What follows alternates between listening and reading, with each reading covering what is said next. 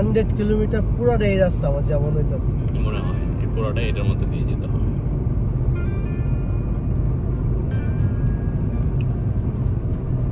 মাশাআল্লাহ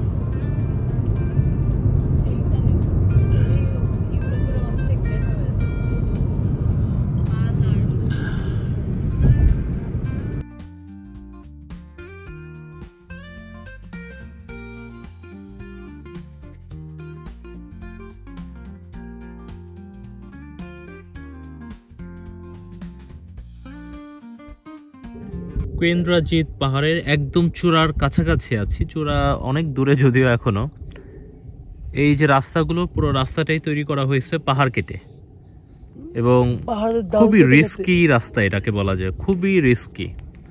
রাস্তাগুলো দেখলেই বোঝা যাচ্ছে যে, আর পাহাড় আমরা এখন হয়তো বা মাটির ৩-৪ হাজার ফুট উচ্চতায় আছি কম করে হলেও।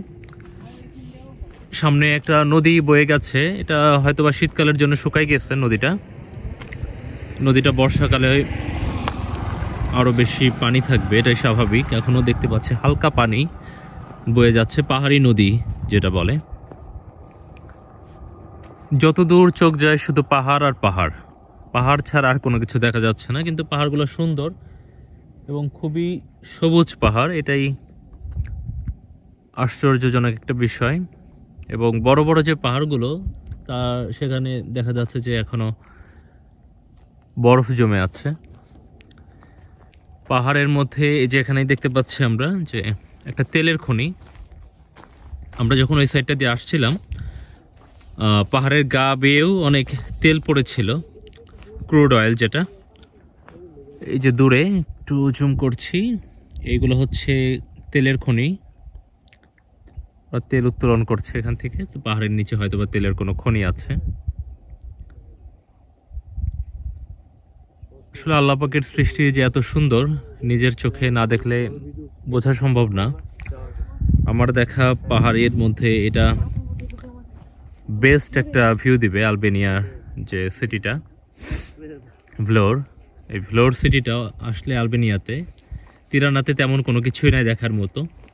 এই পার্শ্ববর্তী যে সিটিগুলো আছে, বিচ এরিয়া, এগুলোতেই চলে আসতে হবে এবং এখান থেকেই ভিউগুলো দেখতে হবে। আমাদের বড় ভাই আছেন মাসুদ ভাই বলবেন কিছু। আমরা যারা নরমালি আলবেনিয়া আসি সবাই আমরা বলি তিরানাতে ঘোরার জন্য। তিরানা হচ্ছে একটা, আমি যদি বলি আমাদের ঢাকা শহরের মতো একটু গ্যাঞ্জাম, মানে একটু ট্রাফিক জ্যাম অনেক বেশি, রুলস এন্ড রেগুলেশন মানুষ খুব কম মানে খুব গিঞ্জি একটা এরিয়া। তো হয়তো বা, কিন্তু আমরা কিন্তু তিরানা থেকে 126 কিলোমিটার দূরে ব্লোরে ছিলাম। ব্লোরটা খুবই অ্যামাজিং একটা সিটি, এবং অ্যাজ লাইক আমাদের কক্সবাজারের যে কলাতলি যেরকম, বাট ডেকোরেশন এভরিথিং খুব টপ ক্লাস, ইউরোপ ক্লাস ব্লোরটা, রাইট। হ্যাঁ, তো সেখান থেকে ব্লুর থেকে সারান্দে যাওয়ার জন্য একটা রোড আছে, সেটা হচ্ছে মেইন রোড যেটা, কিন্তু আমরা ব্লু আই যাব, কিন্তু আমাদের একটা হিলের ভিতর দিয়ে রোড গেছে। হিলের রোড সবসময় অ্যামাজিং হবে, বাট এখানে একটু বেশি অ্যামেজিং, এবং আমার মনে হয় না কেউ এই রোড এক্সপ্লোর করে গেছে। মনে হচ্ছে যে এই রাস্তাটা দেখার জন্য আসা উচিত কারো।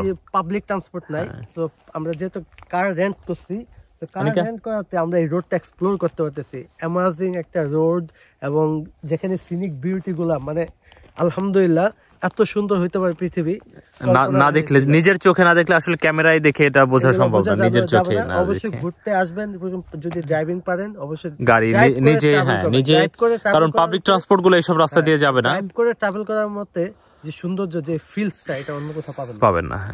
এই যে আমার বউ আছে, আমার বউয়ের জন্য এই দেশে আসা মূলত। আমি আসতেই চাইছিলাম না, যে আলবেনিয়া দূর, এই দেশের নামই শুনি নাই, কোনোদিন যাব না। তো তোমার কেমন লাগছে বলো দেখি? আমার জীবনটা মনে হচ্ছে সার্থক হয়ে গেল, বাকরুদ্ধ অবস্থায় আছি। তো কথা বলছো তো তুমি? আচ্ছা, না আসলে এত সৌন্দর্য, মানে এটা আসলে ভাষায় প্রকাশ করার মতো না।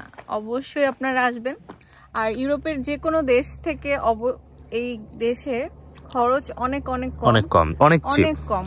কারেন্সি আমাদের বাংলাদেশি কারেন্সির মতোই। হ্যাঁ, ইনফ্যাক্ট মানে এখানকার যে হোটেল ভাড়াগুলো, সেগুলো বাংলাদেশের কক্সবাজারের হোটেলের থেকে অনেক চিপ, অনেক চিপ, অনেক চিপ।